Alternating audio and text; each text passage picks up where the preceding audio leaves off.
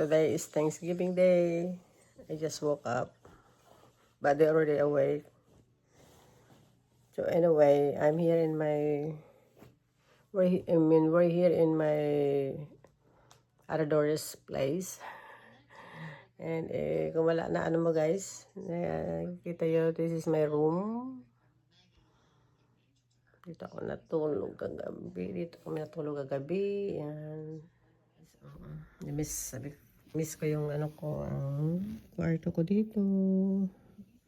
Yun, ano sa, ano guys, wala nang mga, ang daming mga ano, laglag ng mga dahon. Makikita mo na guys sa kabila,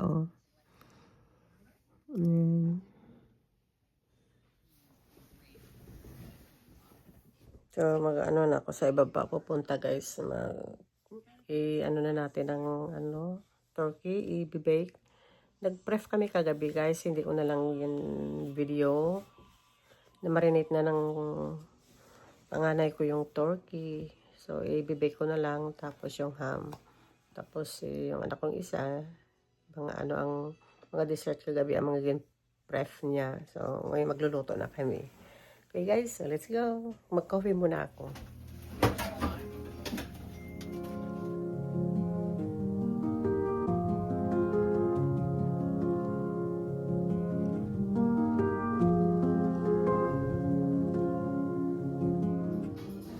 Okay guys, ang ating mashed potato nakasalang na.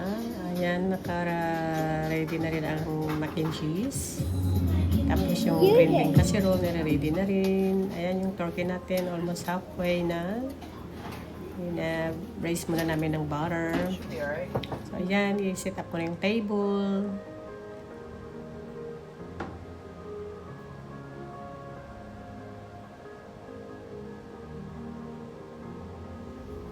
So, ayan, luto ng aming turkey.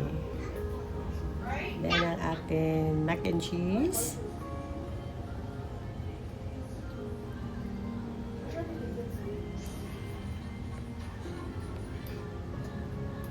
Tapos, gagawa ko guys ng gravy sa ating mashed potato and turkey. Masarap din siya guys kung nilagay mo. So, ayan ang ating ham. At saka yung green bean casserole sa oven na, almost naluluto na. Tapos ang chocolate pie. So, ayan, luto ng ating green beans casserole. Tapos ang anak ko gumawa ng mini sausage with, croissant dough.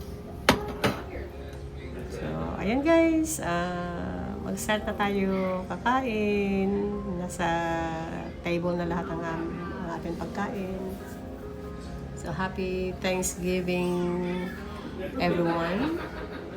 So, we got young potatoes too, and corn. Then, our stuffing. Ayan guys, apple pie. So, marami rin nagawa yung anak ko ng dessert. Tapos, nagano tayo ng lumpia. Yan ang guys yung Filipino food namin.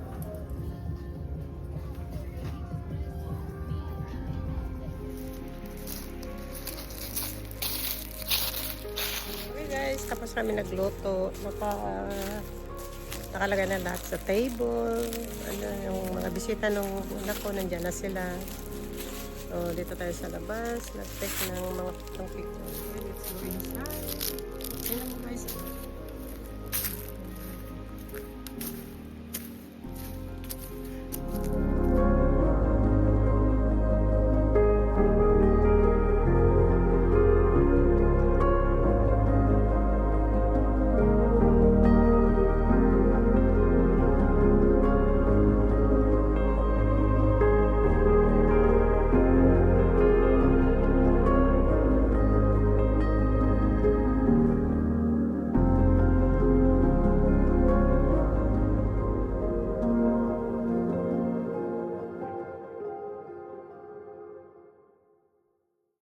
So, ayan guys, we already finished. Ayan, pinagligpit ko na yung mga natirang pagkain. All the leftovers, I put it on a container.